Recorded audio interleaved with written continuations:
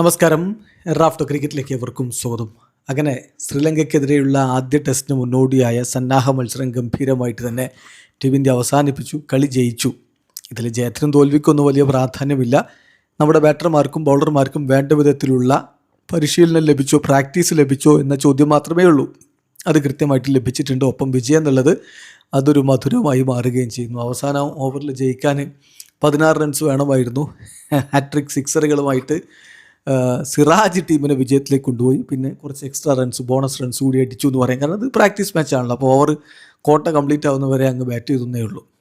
ഏതായാലും ഇന്ത്യ കളി ഔദ്യോഗികമായിട്ട് 6 വിക്കറ്റിന് ജയിച്ചു. പക്ഷേ ജയത്തിലുപരി ഇന്ന് ഏറ്റവും പ്രധാനപ്പെട്ട കാര്യം ശുഭ്മൻ ഗില്ലിന് കുറച്ച് ബാറ്റിംഗ് പ്രാക്ടീസ് ലഭിച്ചു. അതോടൊപ്പം തന്നെ യശസ്വി ജയ്സ്വാൾ ആദ്യ ഇന്നിങ്സിൽ അദ്ദേഹം നിരാശപ്പെടുത്തിയിരുന്നു. ഈ ഇന്നിങ്സിൽ അദ്ദേഹം നന്നായിട്ട് കളിക്കുകയും ചെയ്തു. അതാണ് ഏറ്റവും പോസിറ്റീവായിട്ടുള്ള കാര്യം. പിന്നെ സിറാജിൻ്റെ ഫൺ ഫീൽഡ് 32 സിക്സറുകൾ ഇങ്ങനെ അടിച്ചുകൊണ്ട് അദ്ദേഹം വിജയത്തിലേക്ക് കൊണ്ടുപോയ നിമിഷങ്ങൾ, അതാണ് ഇപ്പോൾ എടുത്തു പറയാനുള്ളത്. ഏതായാലും ഈ ഫൈനൽ ഡേയിൽ ഞാൻ പറഞ്ഞല്ലോ, ഇന്ത്യ ക്യാപ്റ്റൻ ശുഭ്മൻ ഗില്ലിൻ്റെ പെർഫോമൻസ് എങ്ങനെയാവും എന്നുള്ളത് തന്നെയാണ് എല്ലാവരും ഉറ്റുനോക്കിയത്.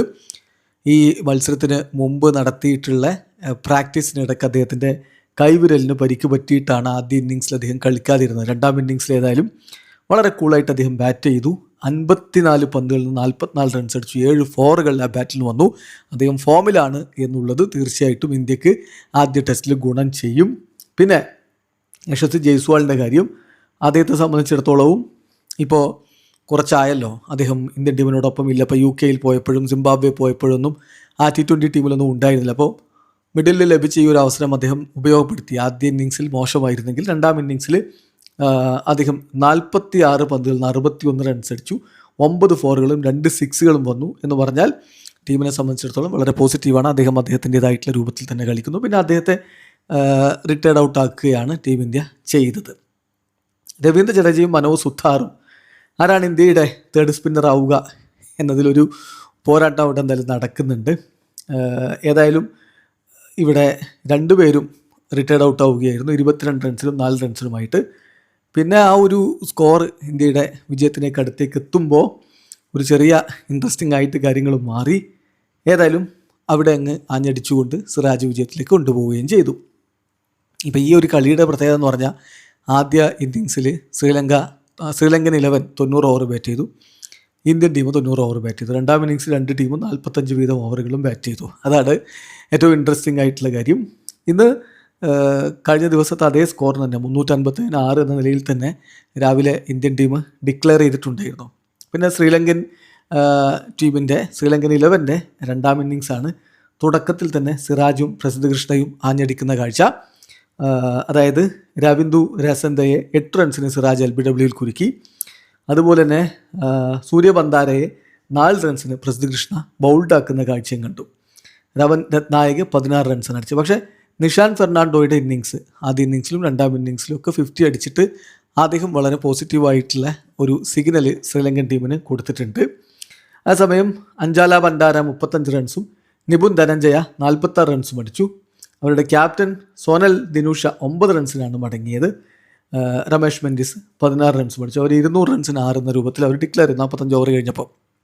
ഇത് അങ്ങനെയാണല്ലോ, സന്നാഹ മത്സരമാണ്. അപ്പോൾ ഇന്ത്യക്ക് ബാറ്റിംഗ് പ്രാക്ടീസ് കൊടുക്കാനുള്ളൊരു സമയം കൂടി അവർ കൊടുത്തു എന്നാണ് അതിൻ്റെ അർത്ഥമുള്ളൂ. ഇന്ത്യൻ ബൗളിങ്ങിൽ രവീന്ദ്ര ജഡേജയും ഗുർനൂർ ബ്രാറും 2 വീതം വിക്കറ്റ് എടുത്തപ്പോൾ പ്രസിദ്ധും സിറാജും ഓരോ വിക്കറ്റുകൾ വീഴ്ത്തി. രണ്ടുപേരും ഏതായാലും ആദ്യ ഇന്നിങ്സിലെ അത്ര മികച്ചതല്ലാത്ത ബൗളിങ്ങിന് ഇവിടെ ഒരു ചെറിയ ആശ്വാസം കണ്ടെത്തി എന്ന് വേണമെങ്കിൽ പറയാം. പിന്നെ ജയ്സ്വാളും ശുഭ്മൻ ഗില്ലും ഋഷഭ് പന്തും ഒക്കെ ആയിട്ട് ഇന്ത്യൻ ബാറ്റർമാരിൽ ആദ്യ ഇന്നിങ്സിൽ മികവ് കാണിക്കാത്തവർക്ക് അവസരം കൊടുത്തു. ഗില്ല് ആദ്യ ഇന്നിങ്സ് കളിച്ചിട്ടേ ഇല്ല. പറഞ്ഞല്ലോ, ജയ്സ്വാൾ 46 പന്തുകളിൽ നിന്ന് 61, ഗില്ല് 54 പന്തുകളിൽ 44 റൺസും അടിച്ച് അവരുടെ ഫോം തെളിയിച്ചിട്ടുണ്ട്. അതേസമയം പന്തിൻ്റെ കാര്യത്തിൽ അദ്ദേഹം 68 പന്തുകൾ ക്രീസിൽ ചെലവഴിച്ചു. അത് പോസിറ്റീവാണ്. 28 റൺസ് അദ്ദേഹം നേടി. ജുറൽ 17 റൺസ്, രവീന്ദ്ര ജഡേജ 22 റൺസിനും മനോജ് സുത്താർ 4 റൺസിനും റിട്ടയർഡ് ഔട്ടായി. ഗുർനൂർ ബ്രാർ 2 റൺസിനും മടങ്ങി. സാരാംശ് ജെയിന് 2 റൺസുമായിട്ട് പുറത്താകുന്നു. പിന്നെ സിറാജിൻ്റെ ആ ഒരു വെടിക്കെട്ടായിരുന്നു. 15 പന്തുകൾ, ഒരു 4 4 6 അടക്കം 32 റൺസാണ് അദ്ദേഹം അടിച്ചത്. അപ്പോൾ ഈ കളിയിൽ ഇപ്പോൾ എന്ത് നേടിയെന്ന് ചോദിച്ചാൽ തീർച്ചയായിട്ടും കൃത്യമായിട്ട് ലഭിക്കേണ്ട ആ ഒരു ബാറ്റിംഗ് പ്രാക്ടീസ് ഇന്ത്യൻ ബാറ്റർമാർക്ക് കിട്ടിയിട്ടുണ്ട് എന്നുള്ളതാണ് ഏറ്റവും പോസിറ്റീവായിട്ടുള്ള കാര്യം. അപ്പോൾ ആദ്യ ഇന്നിങ്സിലാണെങ്കിൽ KL രാഹുലിൻ്റെ 40 റൺസ്, ദേവദത്ത് പടിക്കലിൻ്റെ 142, ജഡേജയുടെ അർദ്ധ സെഞ്ചുറി, ഇതൊക്കെ തീർച്ചയായിട്ടും ബാറ്റർമാർക്ക് ഗുണം കിട്ടി. അപ്പോൾ രണ്ടാമത്തെ ഇന്നിങ്സിൽ കെ.എൽ. രാഹുലും ദേവദത്ത് പടിക്കലൊന്നും ഇല്ലാതെ സിറാജും ജയ്സ്വാളും പന്തും ഒക്കെ ആയിട്ട് അങ്ങ് ബാറ്റ് ചെയ്ത് ഉള്ള സമയം അവർ നല്ല രൂപത്തിൽ ഉപയോഗപ്പെടുത്തിയിട്ടുണ്ട്. സോ കാര്യങ്ങൾ ഇവിടെ പോസിറ്റീവാണ്. ബോളിങ്ങിൻ്റെ കാര്യത്തിൽ സ്റ്റിൽ ചെറിയ സംശയങ്ങളൊക്കെ ഉണ്ടെങ്കിലും ആദ്യ ടെസ്റ്റിൽ നമ്മൾ നന്നായിട്ട് കളിക്കുന്നതിന് കരുതാം. പല പ്രമുഖരും പരിക്കിൻ്റെ പിടിയിലാണ്. എന്നാൽ പോലും ഒരു പോസിറ്റീവായിട്ടുള്ള അറ്റ്മോസ്ഫിയർ ഇപ്പോൾ ടീമിലുണ്ട്. വീഡിയോ അവസാനിക്കുന്നു. ക്രിക്കറ്റ് ലോകത്തെ കൂടുതൽ വിശേഷങ്ങളുമായി റഫ്ലക്സ് എത്താം.